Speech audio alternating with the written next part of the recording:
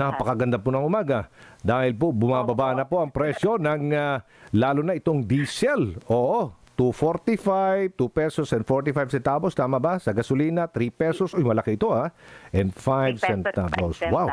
So ito ba ay magtutuloy-tuloy hanggang matapos ang taon by 2023? Despite of the fact, meron pong kaguluhan nangyari po ngayon sa Israel sa pagitan po ng mga militanteng Hamas. Ay, tama po, Sir Aljo, yun nga. In fact, kung pagbabasihan po yun talagang projection or outlook ng flat, yung global flat, talaga pong hanggang katapusan ng taon, mukhang may kaunti pa rin pong deficit versus the world supply and the world demand. Eh kapag alam naman po natin na mataas ang demand versus the supply, may pagtaas po ng presyo. Pero kung minsan po, naiiba yung outlook na yun eh. Kamukha nga po, na-mention lang niya na po na dahil po sa biglang pagsalakay sa bansang Israel, talaga pong tumaas ang presyo nitong unang trading pa lang po. Di po ba, ngayong yesterday, Monday, so nagkaroon po ng trading ang Minoplat Singapore. So nagkaroon po ng pagtaas ng presyo sa mga produktong petrolyo gaya ng gasolina, diesel at kerosene. So siguro nag-around mga more $3 mahigit po ang tinaas ng kada produkto po. $4 eh. Opo. $3 to $4. $3 to $4. So ibig sabihin nito, bumaba ang presyo ngayon, saan naman sa susunod na taon na bahagyang tataas na naman. Tama ho ba? Hindi po. Kung sasabihin po natin, yung unang araw lang po, talagang nakinakitaan na po kagad ng pagtaas. Yung unang araw ng trading kahapon po. Eh di po ba tatapusin natin itong buong linggo? Sabi nga po, yung nangyaring attack po sa Israel, hindi naman po natin i-expect na long-term ng impact po nun sa oil and gas. Unless daw po yung conflict talaga mag-escalate. In fact, hindi naman tayo kumukuha talaga sa Israel. Kaya lang, yun nga, sa paligid niya, yung Middle East, halos nandun po yung mga kinukuhanan natin ng, ng crude or raw material. Itong downside daw sinasabi dito, Direktor. Kung mapatutunayan ng mga Western countries na meron talagang official link dito po sa Iranian intelligence sa Hamas attack, ang Iran's oil supply, pati na ang exports nila, will face imminent downside risk. Ano po ang nasasabi niyo doon? Ang Iran naman po, di po ba, sir, nakasanction na talaga siya mula pa noon. Although na-temper po yung sanction, kaya nakakapag-export po siya. Tsaka hindi lang naman po yung Iran ang malaking producer as far as oil is concerned. Ang number one po talaga producer is the United States, followed by Saudi Arabia. So kung sakali mang pong mag-escalate, lumawak yung kaguluhan, maaari po talaga magkakaroon ng epekto kasi minsan po yung takot saka yung uncertainty ng market could drive up food prices.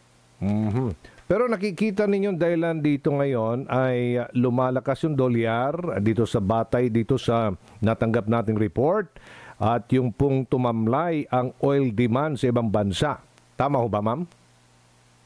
Yes, Sir Aljo. Yung specific na adjustment na nangyari ngayong umaga, ang kadahilanan po ng pagbaba, yun nga po, stronger daw yung US dollar, saka yung expectation ng yung magtutuloy-tuloy po yung pagtaas ng interest rate. Di po ba? Alam naman po natin, kapag mataas ang interest rate, tapos ang dolyares lumalakas, bumababa po yung demand for other economies, di ba? Saka ang isa pa po, humina po yung economic outlook, yung bumagal o humina ang economic outlook ng malalaking bansa gaya po ng Europa at ng United States. Ang naging basihan naman po ng nasabing outlook na yon, ito pong France at Spain, yung industrial production nila bumaksak po. Tapos at the same time, yung recession po nakikita po sa nasabing mga bansa.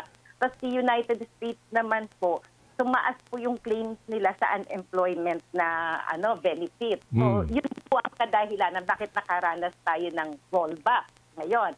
Pero po, tandaan po natin na hindi naman po, Sir Aljo, nawawala yung mga lingering factors para pumatak sa taas. Bukod sa nangyayari yan na pag-atake sa Israel, ang isa pa pong kadahilanan ng tsansa na tumaas ang presyo. Opo. Yung tight global supply outlook naman po, di po ba alam naman natin na ang isang nakahatak po yung pong voluntary production cut na in-extend ng Saudi Arabia at saka ng Russia. Opo. At saka yung sitwasyon po ng China, sir, kasi despite yung slower than expected yung economic growth nila, si China nagsisimula na naman po tumaas ang kanilang import kasi po madain ang nagbiyahe sa kanila after COVID-19.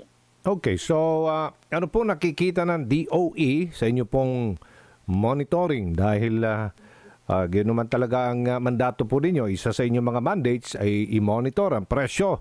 Hindi naman natin pwedeng i-control dahil po sa oil deregulation. Ano pong monitoring nyo by December, ma'am? Bago matapos ang taon, wala na bang pagtaas? Or bagya lang ang pagtaas nito? Or tuloy-tuloy na ang pagbaba po ng presyo, lalo na ng diesel? Yes. Okay, Sir Aljo, tama po. Maganda po yung pagkakasabi nyo na hindi natin control yung mga kadahilan na yes, ma'am. Bukod sa oil domestic pump price po. So kung pagbabasihan po yung world supply and demand balance, katulad nga po ng sabi ko, hanggang end of December 2023, merong maliit na deficit po. Siguro mga deficit. Ibig sabihin, mas mataas po yung demand kumpara sa supply. Okay. Diba? Although, meron po ring mga kadahilanan na katulad na sabi ko earlier, na bumababa yung mga demand dahil nga sa pagtaas ng interest rate, lakas ng dolyares, paghina ng mga economic activities. So minsan, nagbabalansi po yung dalawang yun. Despite po may projection na ganyan na magkukulang ang supply dahil naman po dyan sa mga production cut na sinasabi ng malalaking bansa, pero kung bumababa din po yung demand because of those issues, like dollar, higher interest rate, weak economic activity ng malalaking bansa, magbabalansi po. So may chance po na hindi na siya tumaas katulad ng pagtaas ng mga nakaraan o kung tumaas man, maliit na lang po. Gaano po katagal ang iniimbak na langis ng mga kumpanya ng langis dito? Director, hindi ba pwedeng mas marami tayong iimbak para po mapigilan ang biglang pagtaas ng presyo nito sa merkado? Ngayong bumababa ang presyo? Okay. Sir Aljo, sa atin po ngayon kasi, may requirement po ang ating mga oil payers, yung minimum inventory requirement na dapat i-comply nila. Lahat naman po sila compliant. Like for instance, yung nag-iisang refinery natin, at least may 30 days supply siya sa bansa. Tapos yung mga importers, 15 days, and then 7 days for LPG. Lahat po sila more than the minimum inventory requirement. Kung sasabihin nyo naman po na yung produkto yun yung magiging dahilan para bumaba. Ang pricing po natin, market-based, hindi po siya inventory pricing. Kasi kung inventory pricing, matutulad lang din po siya kung pababa na sa taas at hindi pa nauubos yung inangkat nila ng mahal, ganun pa rin po, hindi sila magbababa ng presyo. Kaya market-driven po yung ating presyo. Ano po ang inyong reaksyon dito sa magandang balitang sumalubong sa atin ngayong araw na ito, big time oil price rollback? Alam mo, okay, natuto. Sana ganyan ang mga rollback nila pagka magro-rollback. Hindi yung nakaraang 2 linggo na napakanipis, 50, 40, yung itinatas sobra-sobra. If this will be the kind of rollback, Aljo, natuto kami sa industriya sapagkat kung ano sa nga sana itinaas, pero ibaba. Dahil ala naman pagbabago sa supply. Hindi ko lang alam bakit nagkakaganon na kami tanong mo kanina, may mga nakaimbak pang mga kurudo yan o petrolyo sa kanilang mga bodega. Pero pag itinaas, sasabay na lang ng taas na hindi dapat. Okay. Pero mukhang panandalian lang ito, lalo't baka maapektuhan daw ng gulo sa Israel. Yan nga ang naging balita. At kanina nga, nanood ako sa CNN, nanood din ako sa ibang istasyon natin dito na itong mag-gear ng Israel at Palestina ay talagang makaka-apekto ito. Laging iyan ang nagiging katwiran at meron na silang dahilan. Pero sana, kung nagkagera, di man huwag naman itataas ng todo. Meron pa rin naman siguro nakaimbak yan doon sa lumang presyo. Hindi po pwede wala tayong tinatawag na yung kanilang reserve. Meron naman yan. Kanya sana, huwag pagsamantalahan ng mga provider natin ng petroleum product. Hanggang itong pagkakataon na nagkagera lang, ito na iniintay nila. Kaya nga, during my interviews in the past year, sinasabi ko, baka naman na itong si Queen Elizabeth na namatay na majijingle lang itataas na ang presyo. Huwag sanang ganon. Maging parehas tampusan.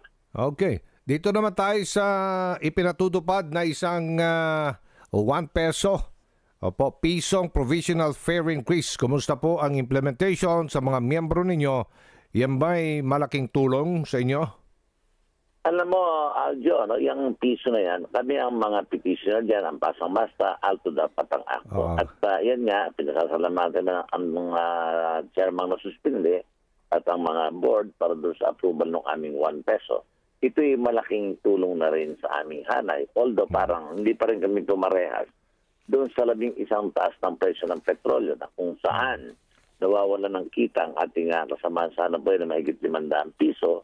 Pero dito nga sa pagtaas neto na naging nationwide at natulungan din natin ang iba natin mga kasama sa hanap buhay sa buong mga bansa na piso, nadagdagan niya ng mga 400 pesos sa aking pananaw.